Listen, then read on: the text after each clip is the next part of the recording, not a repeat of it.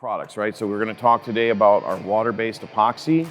It's a matte finish. A lot of people that do these metallic floors that are doing grind and seals, the customers maybe don't want to have a high gloss floor.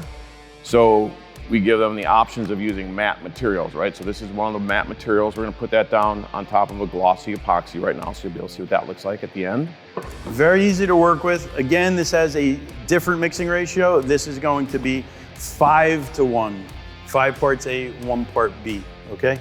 Water-based, very easy to mix, very easy to spread, no odor, as Chris mentioned. We'll open up this container. We'll give everything a little stir to begin with. It's always best to pre-mix your materials.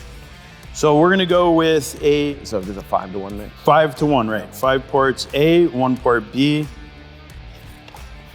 And the nice part when you're working with the water-based epoxies is that you have plenty of time to work with the material. Yes, absolutely. So we have about 2 minutes of mixing, 2 hours a bucket, 20 to 30 minutes of working time, and then 6 hours of dry time, okay? Of course, all that is gonna depend on the environmental conditions, temperature, and humidity. So keep that in mind depending where you are in the country. So we're gonna go ahead, mix this up, do the same thing. Margo, take that back. We'll go ahead and do the same thing we did before. We're gonna put this on top of our metallic. This is a matte finish, as Chris had mentioned. Loading up my roller again. And really one of the nice things about matte and why people like it so much is it doesn't show scratches, right? I mean, it will if you really gouge the floor, but for the most part, it really holds up. It's really scratch resistant because that glossy surface definitely shows a lot of scratches. Wet on wet application again, drawing that material down across the floor.